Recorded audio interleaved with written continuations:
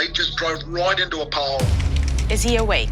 No, he's got his eyes closed. He's breathing very hard, and there's a lot of blood coming from his abdomen. All right, I'm organizing help now. Just stay on the line. I'll tell you what to do next.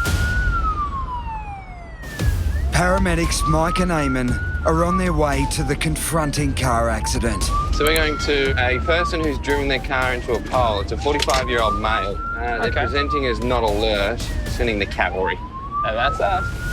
Bumps. No. Oh, let him have it, Foxy. The case is a priority 0. Bumps. The highest level of urgency. Do not move him unless he's in danger. Oh, he's frothing at the mouth now. He's frothing at the mouth. It looks like he's having a heart attack. Okay, all right. So are there any obvious injuries? Yeah, a lot of blood. A lot of blood. Okay. All right, so we got a single responder on scene. A single responder is calling in with news from the crash site. Looks like a stabbing prior to the MCA. He's been stabbed. He's been stabbed. All right. Not only has he crashed his car, he's been stabbed prior to this. What has happened? All of a sudden, we've gone from a serious traffic accident to what sounds like an even more serious stabbing. Check the left for me. Clear. Thank All you. right, let's go. We're going to get to this guy. He is not well. This job is 10 out of 10. We are go, go, go.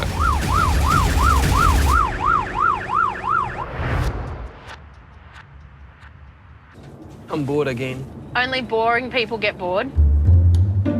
It's definitely a less dramatic start to the day for Taz and Amanda. All right, let's play a game. I Spy. We're playing I Spy. How do you play that? Have you ever played I Spy? No. So I say, I spy with my little eye something beginning with B. A burger? Can you see a burger? Where's there a burger? There wasn't any. It's really hard to play I Spy with someone who doesn't know how to play I Spy.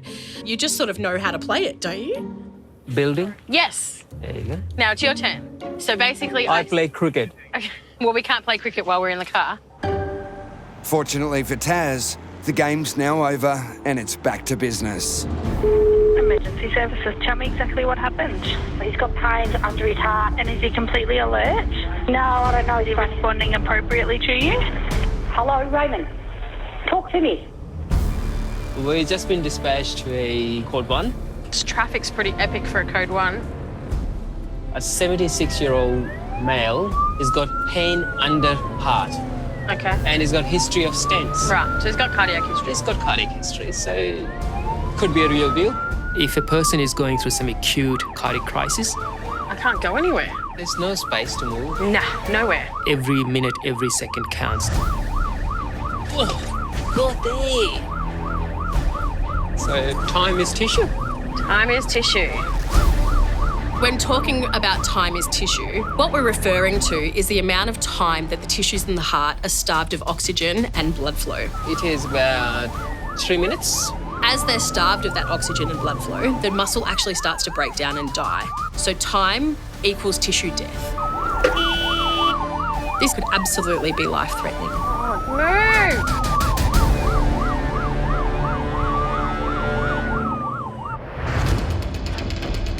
So he's bleeding and he's frothing from the mouth.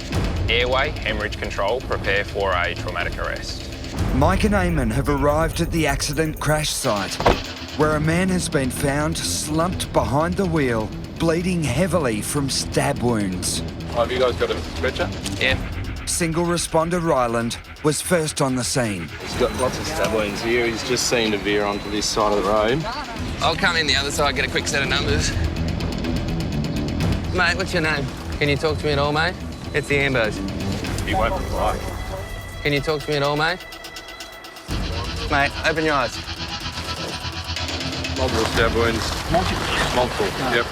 Get him out. Right upper arm and left. Roger. Looks like a chest wound. There's blood everywhere. It's painted up the inside of the door. The guy's sitting in a puddle of blood in the footwell. It's probably the most amount of blood I've ever seen. Hey, what's happened? Have you been stabbed? He won't talk to us. The driver is refusing to give any information about what's happened. We need some O2 on him. When you've got a patient as unwell as this gentleman, you don't have time to play detective. You're just thinking about what's there in front of you and how am I going to save this person from dying today. Have you got pain anywhere, mate? It's a chaotic scene. There's police everywhere. And my big worry with any patient that has sustained a chest wound is that it can cause their lung to collapse, either from air or blood. He's got equal air entry. For now, the man's lungs are clear, but his life is still in danger. Because of all the blood loss, he's starting to lose consciousness. I'm really worried that this patient could go into cardiac arrest. We're going to get you out of the car, mate. Paramedics urgently need to get the driver to hospital, but getting him out of the small car is a massive task. I think we've just lost consciousness. You've got to bleed there significantly. We're going to just get him out. He's a big guy. He's probably 130 kilos at least. And for us to try and get him out, it takes a lot of muscle. But if we don't get him moving, he'll die in his car.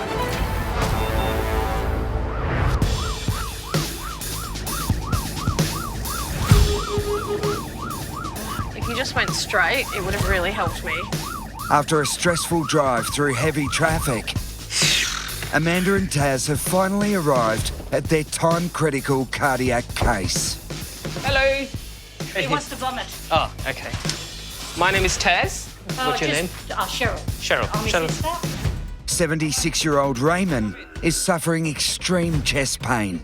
Where exactly is the pain? Show me. Right underneath your heart. Just arriving and looking at Raymond, he is displaying the signs of true cardiac event. This is one of the sickest patients I have seen in a long time. The pain, really bad, isn't it? Yeah. Raymond's sister and full-time carer Cheryl has never seen her brother in so much agony. Raymond doesn't complain, but the pain was really bad for him. Ray, this is pain relief. This is to help. He was going, I'm going to die, I'm going to die. That's all he kept on saying. You have Parkinson's? I don't know. You do have Parkinson's. And you had a few stents put in. It has a few stents. One of the arteries was blocked. We'll quickly do that ECG. Yep, so this is the pattern on your heart. Is it all right? Well, I'm going to do an analysis now. Putting an ECG on any patient is fairly routine. However, Raymond has got Parkinson's, so his shaking interferes with the trace that we can see on the ECG monitor. This doesn't like a lot of movements in the arm. As feared, the ECG is inconclusive. Oh, my heart. But Raymond's symptoms suddenly take a turn for the worse. It's the pain, is it? Yeah. Okay. I think you need to go to hospital. We need to rule out whether you're having a heart attack. Do you think you can sit on this orange chair? Sit, good man. I'm very concerned about the condition of his heart. It can stop all of this sudden and he can go into cardiac arrest and die.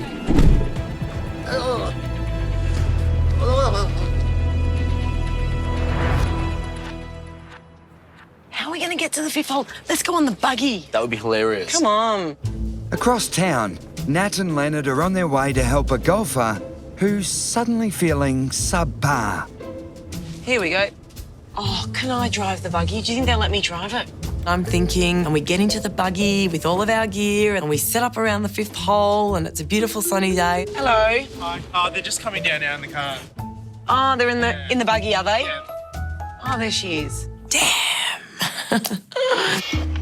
Hello, are you our patient? I am. What's your name? I'm Rhonda. So Rhonda, are you going to be okay to take a few steps into the ambulance? Come over here and sit in. Tell me what's happening today. Oh, well, I felt sick before I started. Like Sick as in nauseous? Yes. Yep. By the time I got to the fifth, I've already played 9 holes. I had a really good score on the 4th hole, and then I started to feel dizzy. Yep. And everything went funny colour. I might get you to pop your feet up just so we can get a bit more blood pressure to your head. Oh, okay. How long were you playing golf before you started to feel dizzy or lightheaded? 2.5, 3 hours. So Rhonda looks a little bit lethargic, maybe a little bit tired, and given the length of time that she's been playing today, it's a good chance she could be dehydrated or overexerting herself on the golf course. I was determined. You're always I was determined. pushing through the nausea. It becomes pretty clear that she's a tough cookie. When you had a big kind of swing, you didn't kind of jolt your neck? No, the last hit I hit was a great hit. Then I had 2 putts and had a 3-pointer, so I had him. That's good. Yeah. Rhonda does not come across as the type of person that would ever take a sick day. She's not at all happy with what has unfolded today. She was playing a great game of golf, was almost at the end of it. This has ruined her plans, basically. Blood pressure's still reading now. Who do you live with at home? Oh, the old man. The old man. Would he be happy to hear that, the old man? No, 60 years this year, him and me. Really? Goodness me. Fancy living with How old were you when you got... How old were you? 20?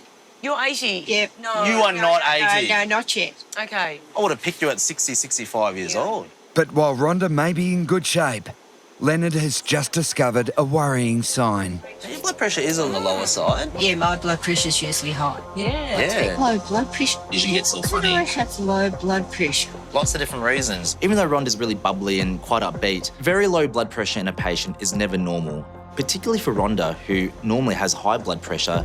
So the question is, why is your blood pressure low? But I've never had low blood pressure before. This means there's not enough blood and oxygen going to the brain. I need to find out what's causing this because it could be a poorly functioning heart or, worst case scenario, even a heart attack. I don't normally do sick. You don't normally do sick? Sick, yeah. Let's go. Back at the scene of a mysterious car crash, Mike and Eamon are urgently trying to get the driver out of the car before he bleeds to death. I'll board up the bed. The man has been stabbed, but he's refusing to talk about the incident. Ready? 1, 2, 3. So it appears that this bloke's been stabbed whilst he's sitting in his car. He's then tried to drive that car, and because of all the blood loss, that's caused him to then crash it into a pole. 1, 2, 3, 4 in there. 5 there. It has taken only a few minutes to get the patient out of the car. Now, the paramedics quickly check for any more stab wounds. Just roll him over. See if there's anything obvious before. Nothing obvious. We might just have to quickly cut this way. Just roll the other way as well. That looks all right. That's all good, is it? This upper arm one's fine. Yeah. I don't know where all that blood's from. Most of the blood's coming out of this one. Yeah. Let's get him in the car, let's go.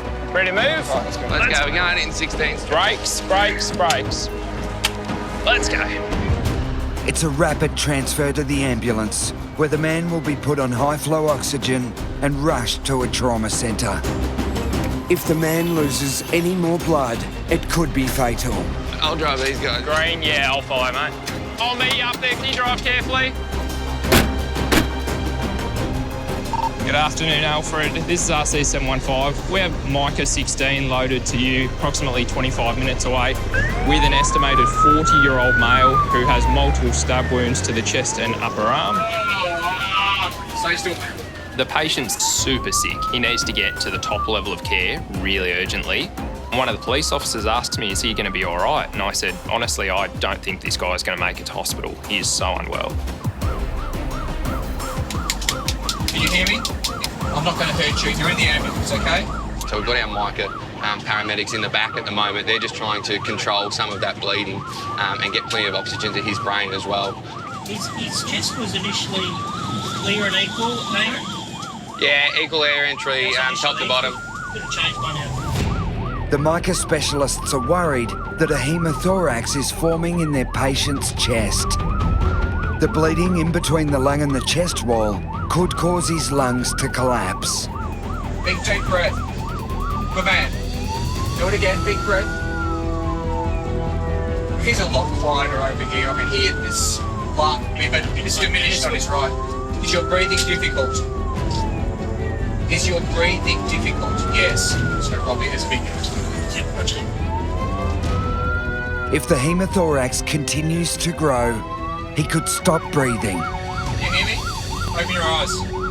Can you hear me? Can you hear me? I need you to talk to me. We're in the ambulance. As they approach the hospital, the man is now unresponsive. All right, we're ready to go, gents?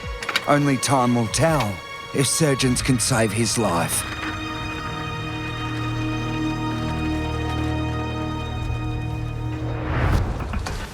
Ray? Oh, this is the worst pain ever. Taz and Amanda are also under the pump. They're transporting 76-year-old Raymond to hospital with a suspected heart attack. We don't want you in pain, Ray. I feel very emotional about cardiac jobs because I have lost a couple of family members in India purely due to lack of pre-hospital care. So if I can make a smallest of a difference in making those families not to go through what I have gone through, it's a win-win situation for me. To reduce the stress on Raymond's heart, it's crucial Taz keeps him as calm as possible while the pain relief kicks in. Ray, what did you do in your young days? I used to do paper rounds. And was that your job for a long time? No, he didn't work. He's been on pension since he was 16. Oh, okay. Raymond's battled serious medical conditions his whole life. For the last 30 years, his sister Cheryl has been his full-time carer. Somebody had to look after him. He couldn't look after himself. Okay. So it's good to have a sister like Cheryl, isn't it? Oh, yes, it is. When you come across a relationship like Ray and Cheryl, it gives you a hope in humankind. How's the pain, Ray? Going all right. Good. Yeah? I'll take that as a compliment for my work. You're doing a good job. Thank you, Ray.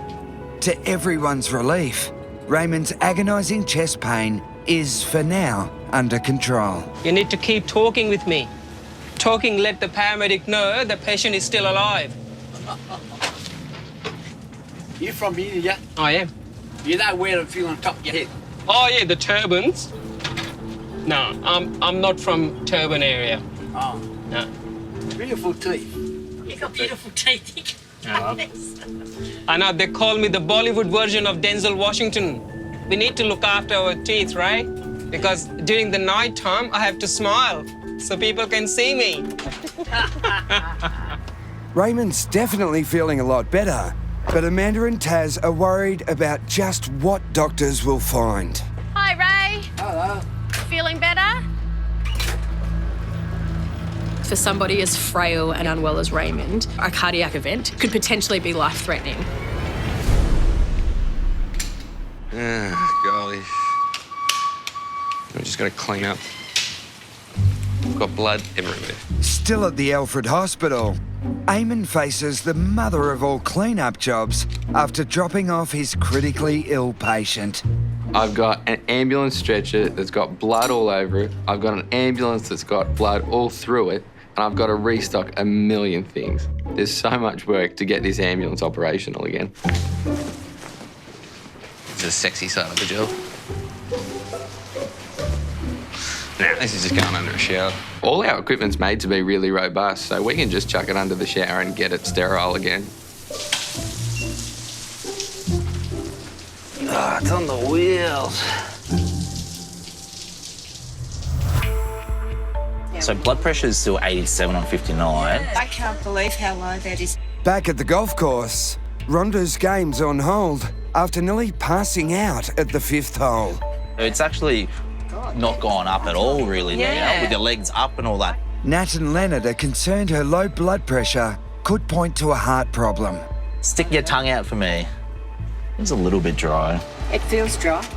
It is a warm day. It's 28 and it's sunny as anything. Hopefully, it ends up just being dehydration. But it's still important that we transport her to hospital for further investigations and to make sure that there's nothing else going on today. Certainly, the low blood pressure is not affecting Rhonda's sharp humour. Now, can I do anything for you? Yeah, you need to do something. Yeah, Nat, listen to the patient, please. Now, you probably know what's happening, but it's going to be a bit of a sting. I can cope. Pretty tough. I know you're tough. To get Rhonda's blood pressure back up to a normal level, Leonard is now giving her intravenous fluids. Is that all right? Yep, it's in.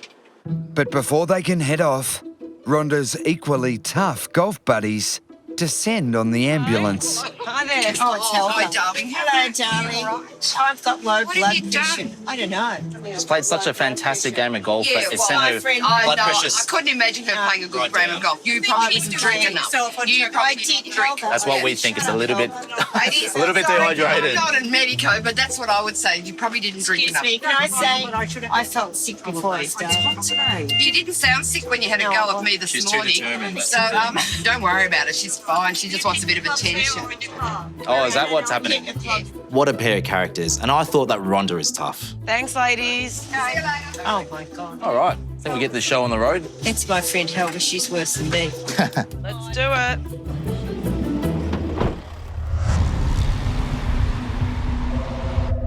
Emergency services, tell me exactly what's happened. A guy's come off his motorbike on the road, hit a kangaroo and he's detained. Okay, but is he awake? Is he conscious? Yes, but he can't breathe. We are all set in the back, boys, and take off briefly. At the air ambulance base, MICA flight paramedic Matt is being mobilised to an injured motorcyclist 160 kilometres west of Melbourne. They're just trying to extricate him from the side of the road. With the kangaroo population exploding in country areas, both humans and animals are now at much higher risk of fatal collisions. Everybody imagines kangaroos as these lovely little characters that you go and see at the zoo. But in the country areas, we're talking kangaroos that are sort of 5-6 feet and a big solid mound of muscle. There's the ambulance down there, 2 o'clock low. And they take sharp turns without any notification. So if you hit one of those, you're going to cause significant damage to yourself. How's the roo doing? Not looking good for the roo. Unfortunately, significant injury to the animal as well. A local ambulance crew has picked up the patient from the roadside and brought him to the helicopter. G'day, how you going? Righto, so this is Guy, travelling on his motorbike at approximately 80 kilometres an hour when he's collected a kangaroo. Yep. He's gone over the handlebars. Sure. Immediate lower back pain just below the rib cage and complaining of severe shortness of breath. I'm just going to squeeze myself in here and have a look at you. I'll just have a quick ultrasound of the chest just to see what's going on there. Take a big breath for me. Can't do it. Can't do it? Causes too much pain? Just can't get it in. Righto. The ultrasound reveals air is trapped in Guy's chest, making it increasingly difficult for him to breathe. Without immediate treatment, Guy could die from lack of oxygen. My main focus at this point is to fix that collapsed lung because that's the thing that can kill him right now.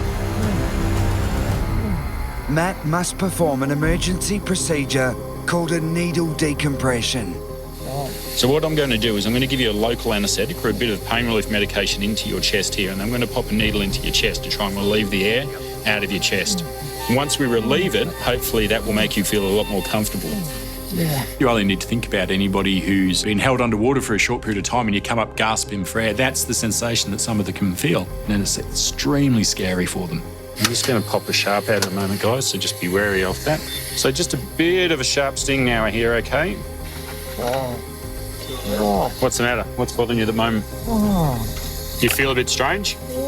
Yeah, we're giving you some drugs which are going to make you feel a bit funny at the moment. Yeah. You've got your mate, don't. As well as a local anaesthetic, Matt's given Guy the powerful pain relief ketamine. So people react very differently to ketamine. Some can go into a state of anxiety and they can become quite agitated. Okay. Matt's hoping the drug's side effects won't interfere with the much-needed treatment.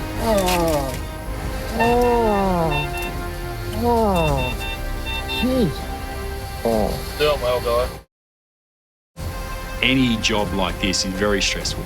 I am in the middle of outback Victoria and I'm a long way from help.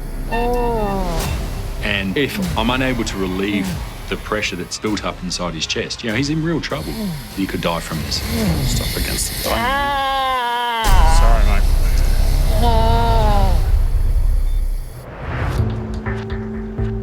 How has my blood pressure now? 106/54. Is that all? That's still low. Back in Melbourne, 79-year-old Rhonda's on her way to hospital after nearly fainting during her morning round of golf. But I'm supposed to play Thursday. Well, hopefully I might be all right. Because of Rhonda's low blood pressure, Nat and Leonard can't rule out a problem with her heart. But right now, this feisty golfer has other concerns. She allows a drive. No, she's a good driver. You're lucky I'm not driving. Are we there yet? I'm just following GPS. Oh, don't you know the way to No, I don't. Oh, sorry. Do you want me to tell you? No, I'm following the map. All good. Where are we now? We're about to get onto the M11. I wouldn't have gone the freeway. Rhonda would have to be the worst backseat driver I have ever had. Normally the patients sit there quietly, Let us do our thing. Oh, no, not Rhonda. Do you want to drive, Rhonda? No, thanks. Are you sure? I'm a control freak too. Really? Yes. I didn't notice that. No. What, Rhonda, a control freak? No, never would have guessed that. But that's okay, because I've met my match here. As they finally arrive at hospital, newlywed Leonard suggests that Rhonda calls her husband of 60 years to let him know what's going on. Hi, what you doing? What am I doing? Did Helga ring you? Yeah. Oh, no, my blood pressure went really low, which is stupid. So I'm just arrived at Peninsula Private and they're going to check me out. All All right, so you can come down if you want. Yeah, I'll come down. Okay, no worries. All All right. See ya. Okay. See ya. See ya. Bye. Seems to be relaxed. I know right now me and Larissa are newly married, so our emotions are very high at the moment, so I'd probably freak out a little bit more, but yeah, after 60 years, that might fizzle out a little bit, maybe. How was the drive, Rhonda? Oh, Nat, I thought it was excellent. Did you? Thank you. Emergency services, can you tell me exactly what's happened? My mum's just come off a horse and hit her head pretty hard. 99 received, thank you. Single responder Glennis is on the way to an SOS from a worried son. His mum has just been found lying concussed on the ground. She doesn't really know what day it is or why she was dressed to get on the horse or anything. Do not move her. Keep watching her very closely. I love horses. I like watching them. I also like having a little flutter on them. But when I'm going to horse accidents, that's a very different kettle of fish. Riding horses is 20 times more dangerous than riding a motorbike. If this is horse country, those sirens have to go off. Horses don't go well with sirens. A local crew have already arrived and the patient's son, Alex, is waiting to take Glennis to his mum. Hello, do you want to show me where I'm heading? Falling from a horse is really unpredictable. On a best day, you might get a broken arm. On the worst day, you might end up in a coma with a significant head injury. They are so large, they are so powerful. It's not called horsepower for nothing. What's Mum's name? Annabelle. Hello, Annabelle. What's happened? She was essentially saddling up that horse. Yeah. She thinks it may have touched the electric fence. Oh. She thinks it got spooked. That's the last thing she remembers now. She's feeling a bit of pain in the back of the head. At the moment, there's a bit of repetitive questioning, so maybe amnesia. Right. Although Annabelle has no obvious external injuries, she can't remember the accident at all. A red flag for a potential brain injury. And how did someone find you? Good question. Her dog come over to the stables over there and got me. So you're the neighbour? Yeah. And my dogs, if he'd come on the property, usually would attack him, and they didn't. Wow. And I was like, sense something. What the hell's going on here? I turn around and there's Jacko right behind me. He's never, ever been on the property because he knows he's not allowed. He wasn't very happy about being there. He was panting and what have you. I thought, nah, this is weird. So that's why I came running over. So the horse is here. Yeah. So she's landed here. Yeah, you can see where she's been. Is this the culprit? Yeah. Feeling very sad. Oh, I can see. Well, it's probably got a bit of a shock. Annabelle was sitting in the middle of this yard looking extremely disorientated, and I asked her what had happened and she just kept saying, "No, who are you? Where are you from? And what are you doing in my kitchen?" I can give you a massage, my love. While Glennis has ruled out any potential spinal cord injury, she is now searching for signs of trauma to the skull. After hitting her head so hard on the ground, Annabelle could have suffered a bleed in the brain. One of the things we suspect is that the brain has rattled around in that hard skull. So we have to start hunting for all those little soft spots that may reveal something. One. Oh, yes. Yeah. There we go. You've got a lump, all right. She's got a large bump on the back of her head. 500-kilogram horse knocking you to the ground, striking your head. It wouldn't take much to get a bleed developing on the inside. And this could be very serious.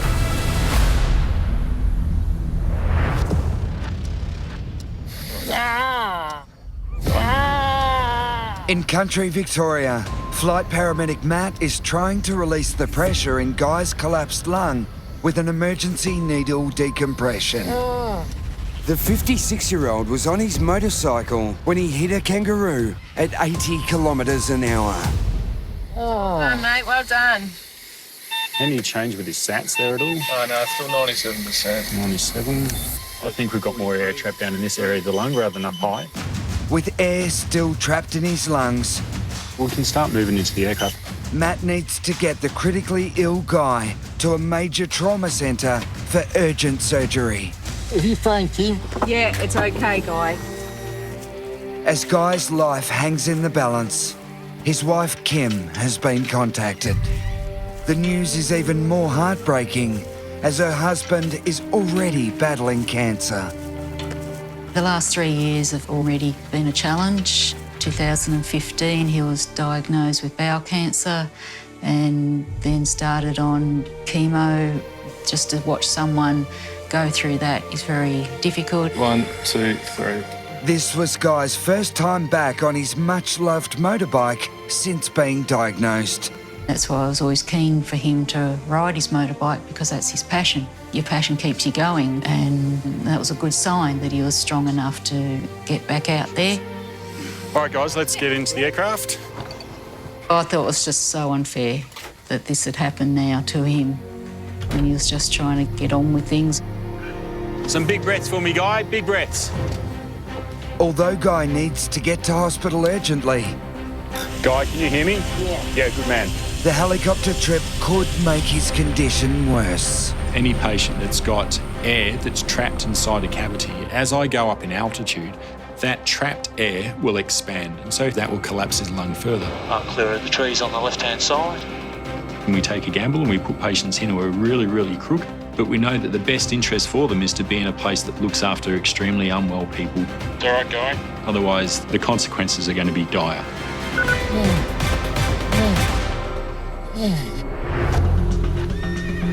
Back in horse country, intensive care paramedic Glennis is worried Annabelle could have a head injury after her horse Maggie knocked her to the ground. What's your blood pressure normally? Really, absolutely normal? Absolutely normal, all right, because we're sitting really high, okay, 190 on 100. Well, Annabelle, I would certainly like you observed. Seriously? Yes. You can't quite remember things and your blood pressure's really high. Okay. Annabelle's pretty adamant that she's okay, but she does need to be seen at hospital. Any head strike, particularly when you're knocked over by a 500-kilogram horse, that's quite significant. All right, let's rock and roll. Is this the hero dog? Look at you. Are you friendly? Hello. What a good boy. It was only thanks to the bravery of Border Collie Jack that Annabelle was found concussed on the ground. Despite being sworn enemies with the neighbours' dogs, he crossed onto their property and raised the alarm. Now that dog has stood at this fence line and barked and let that neighbour way over there know something's wrong. That's awesome. It's like Lassie.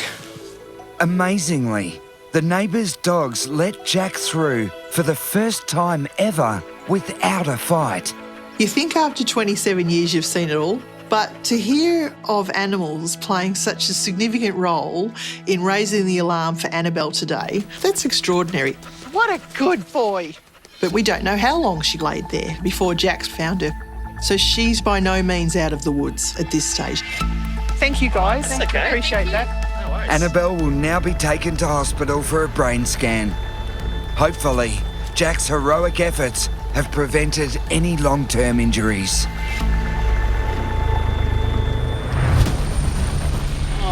Is that hard to take a big breath at the moment? Yes. Yeah. In the skies above Western Victoria, 56-year-old Guy is clinging on to life. A motorbike collision left him with a collapsed lung. We'll do a scan, see what shows up.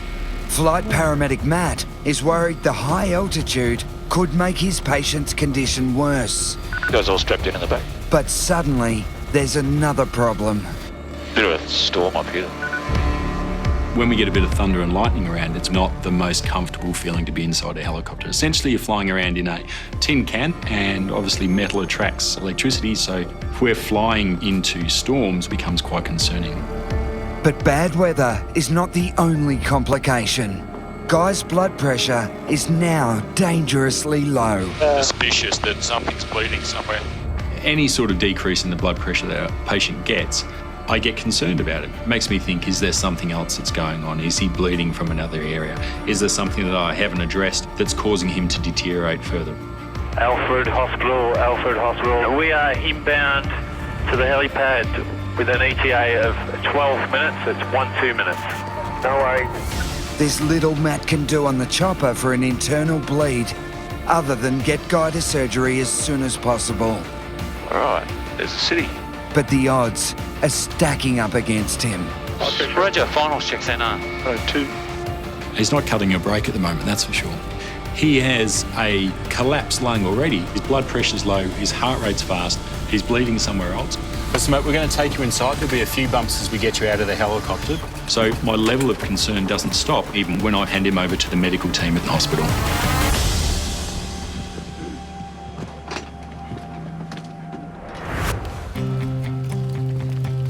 Well, it's a nice day, and I'll beat the pants off all of you.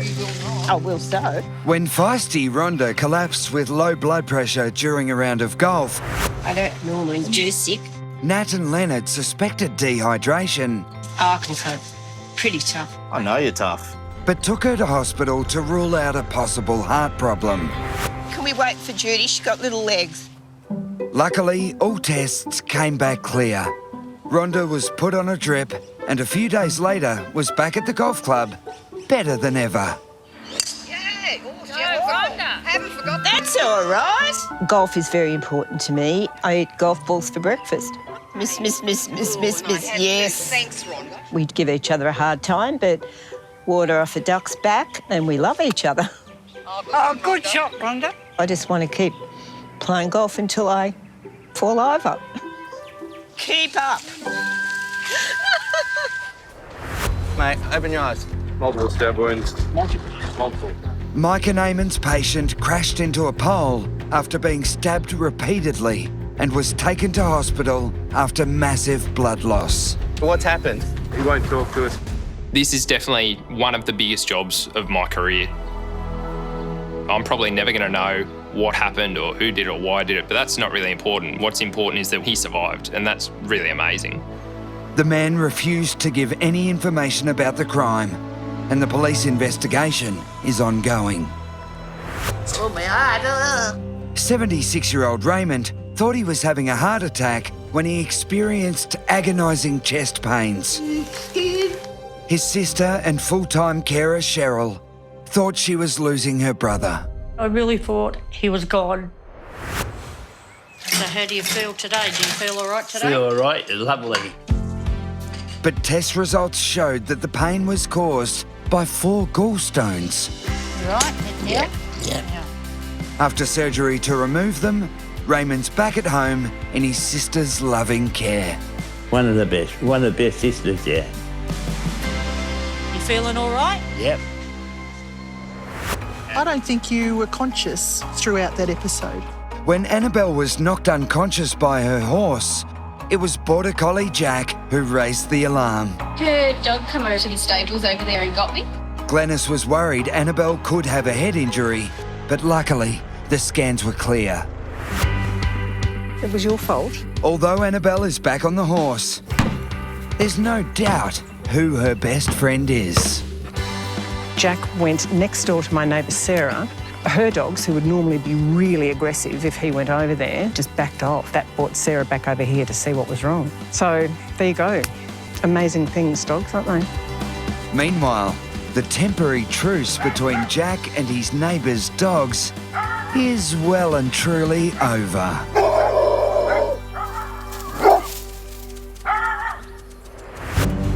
Take a big breath for me. Can't do it. As for 56-year-old cancer survivor Guy, he was fighting for his life again after a high-speed collision with a kangaroo. I'm going to pop a needle into your chest to try and relieve the air. Flight paramedic Matt did everything he could to fix Guy's collapsed lung. Sorry, mate. But his future hung in the balance all the way to the hospital. Since the accident, Guy's wife Kim has had to run the farm on her own. The first time I saw him in the ICU unit, he did say, I think I died last night. And he said he had the choice to go or come back. So he chose to come back. Walk slow. Yeah. Now, have a look at some of this gear. Yep, have a good look at your gear. You haven't seen it all properly yet. No. There was a fractured hip, 4 fractured vertebrae, the front of the left shoulder, the back of the right shoulder, 9 broken ribs, and a collapsed lung. Apart from that, not much. Here's your jacket. Jacket. That sure did save the day. You sad to look at it? Yeah, it is a bit. It is a bit emotional, actually. But you're still here. Yep. Get new gear. Yep. All right? Yep. It's been a fair road. I think I was starting to wrap my mind around the whole cancer journey. Then there's a road accident on top of it. But I've got to walk away from a couple of things that a lot of people don't. So I've got to be pretty thankful. It's all fixable. Yeah. You're fixable.